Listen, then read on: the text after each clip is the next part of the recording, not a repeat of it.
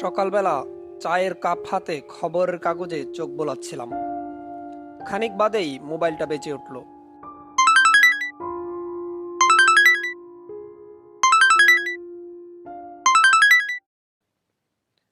Hello. কেমন আছিস অনিক? আমি ভালো আছি কাকা, তুমি কেমন আছো? আমিও আছি বেশ। তুই তো চাকরি পেয়ে আমাদের ভুলেই গেছিস। না না কাকা, আসলে কাজের এত চাপ যে কোথাও যাওয়ার আর সুযোগ হয়ে ওঠে না। তোকে দেখতে বড়ই ইচ্ছে করছে। আর এখানকার জায়গাটা বেশ চমৎকার। আসলে সুন্দর একটা সময় কাটাতে পারবি।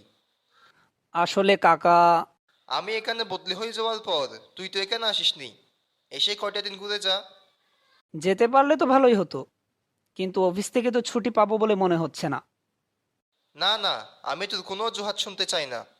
আগামী রবিবার তুই আসছিস। আচ্ছা ঠিক আছে কাকা, তাহলে পরশু দেখা হচ্ছে। আচ্ছা রাখি তাহলে, ভালো থাকিস। আচ্ছা আচ্ছা কাকা।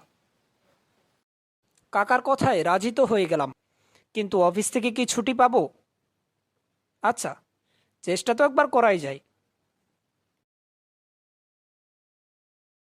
ছুটি তো ম্যানেজ হলো, এবার অজিতকে ম্যানেজ করতে পারলেই হলো। অনিক যে, তুই হঠাৎ কেমন আছিস? এই তো চলছে, তুই কেমন আছিস? আমিও আছি বেশ। ভেতরে আয়, বস। কাকার বাড়িতে যাচ্ছিলাম, অনেক লম্বা পথ, সাথে নতুন জায়গা, একা গেলে আমার সময়ও কাটবে না। তাছাড়া তুই তো বাড়িতেই আছিস, চল দুজনে মিলে কদিন বেরিয়ে আসি। ওখানকার জায়গাও নাকি বেশ সুন্দর। কি বলিস? হঠাৎ এভাবে যাওয়া যায় নাকি? আরে চল চল, কোনো সমস্যা নেই, আমি তো আছি। যা রেডি হোগি, আমি এখানে বসছি। চল, আমি রেডি। আচ্ছা চল চল, অনেক দেরি হয়ে গেছে, সন্ধ্যা আমার আগেই গিয়ে পৌঁছতে হবে।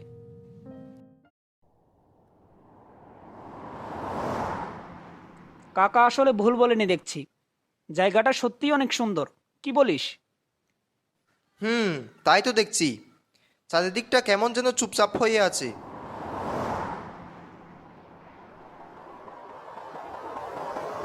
রাতের খাবার শেষে আমরা দুজনে কাকাবাবুর সাথে গল্প করতে বসলাম। গল্পের মাঝখানে হঠাৎ সেই পুরনো বাড়িটির কথা মনে পড়ে গেল। কাকাবাবুকে জিজ্ঞেস করলাম, আচ্ছা কাকা, এখান থেকে 2-3 কিলোমিটার সামনে যে পুরনো বাড়িটি আছে সেটা আসলে কি? দেখে বেশ ইন্টারেস্টিং মনে হয়েছে। ও বাড়ির কথা বলেও মুখে আনিস না। ওটা আসলে একটা বৃদ্ধাশ্রম। আজ থেকে প্রায় 20-25 বছর আগের কথা। তখন নাকি এখানে থাকা লোকেদের সঙ্গে কিছু অসাধু ডাক্তার ভুল এক্সপেরিমেন্ট চালিয়েছিল। ওই ভুল এক্সপেরিমেন্টের কারণে তাদের মৃত্যু হয়। তারপর সরকারের পক্ষ থেকে সেই বৃদ্ধাশ্রমটিকে সিল করে দেওয়া হয়। তারপর অনেকেই কৌতূহলবশত সেই বৃদ্ধাশ্রমে গিয়েছিল, কিন্তু তারা কেউ আর ফিরে আসেনি। কে জানে তাদের সাথে কি করা হয়েছে। কাকাবাবুর এইসব কথা শুনে আমরা দুজনেই চমকে উঠলাম। আমরা আর কিছু বলার আগেই কাকাবাবু বললেন, অনেক গল্প হয়েছে, নে এবার শুয়ে পড়। অনেক রাত হয়ে গেছে। আচ্ছা ঠিক আছে কাকা। কি রে, একবার গিয়ে দেখে আসবো নাকি বৃদ্ধাশ্রমটিতে কি আছে? আমার কাছে কিন্তু গল্পটা বেশ ইন্টারেস্টিং মনে হয়েছে। তুই কি বলিস? আমিও তোকে এই কথাটাই বলবো বলে ভাবছিলাম। আচ্ছা দাঁড়া, কাকা ঘুমিয়ে গেলেই আমরা বেরোবো। কাকা যখন ঘুমালো, রাত তখন 12টা। আমি আর অজিত দুজনেই বেরিয়ে পড়লাম সেই পুরনো বৃদ্ধাশ্রমের উদ্দেশ্যে। হেঁটেই রওনা হলাম। হাঁটতে হাঁটতে অজিত বলে উঠল, জায়গাটা বেশ নির্জন। এতটুকু পথ হেঁটে আসলাম, কিন্তু একজন মানুষেরও দেখা পেলাম না। অদ্ভুত। নিরিবিলি এলাকা, তাই হয়তো লোকজন নেই। সবাই তো হয়তো এতক্ষণে ঘুমিয়ে পড়েছে। এই নিরিবিলি এলাকায় রাতের বেলা যদি কোনো জরুরি কাজ না থাকে তাহলে কি কেউ ঘর থেকে বের হয়? হুম, তা অবশ্য ঠিক।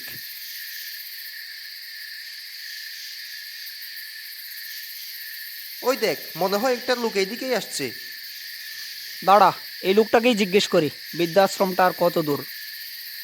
ও দাদা, শুনছেন? এই যে দাদা, আপনাকেই বলছি। আমাকে বলছেন? হুম। আচ্ছা, পুরনো বৃদ্ধাশ্রমটা এখান থেকে কত দূরে বলতে পারেন? হ্যাঁ, সামনে 2 মিনিট হাঁটলেই রাস্তার ডান পাশে একটা বৃদ্ধাশ্রম পাবেন। কিন্তু এই রাতের বেলা আপনাদের বৃদ্ধাশ্রমে কী কাজ? তবে সাহেব, একটা কথা বলি, এই রাতের বেলা বৃদ্ধাশ্রমটির আশেপাশে না যাওয়াই বুদ্ধিমানের কাজ। আচ্ছা দাদা, আপনাকে অসংখ্য ধন্যবাদ। তারপর ভদ্রলোক চলে গেলেন। খানিক পর পেছনে তাকাতেই আমরা একটু অবাক হলাম। ভদ্রলোক যেন মুহূর্তে হাওয়ায় মিলিয়ে গেলেন। এত লম্বা রাস্তায় তার ছায়াটিও যেন আর খুঁজে পাওয়া গেল না।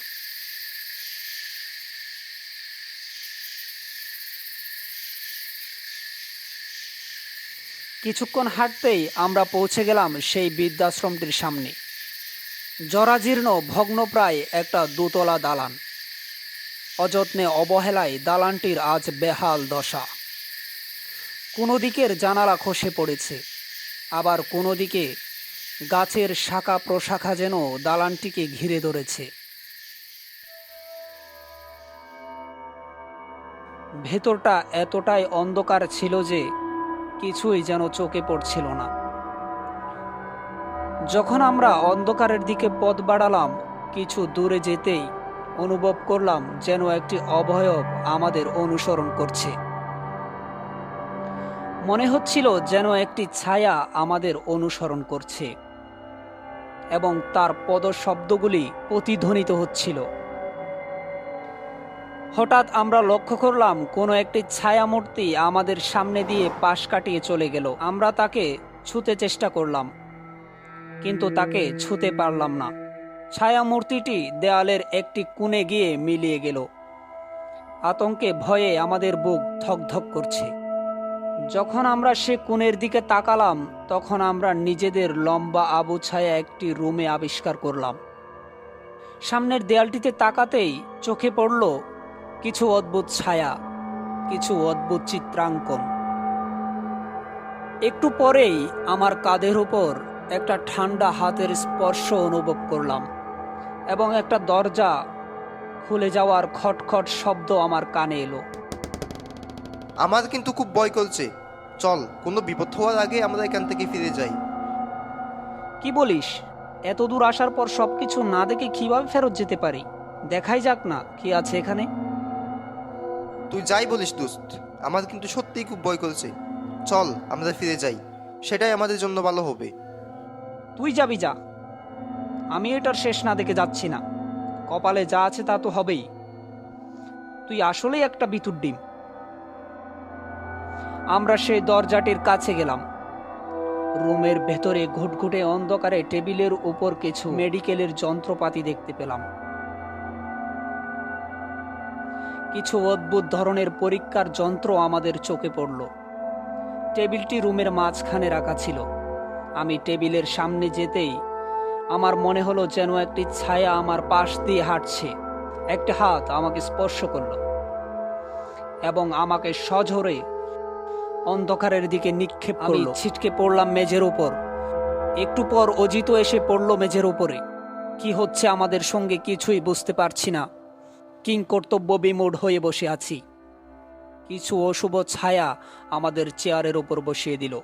মনে হলো যেন একটি শক্তি আমাদের ঘিরে ধরেছে।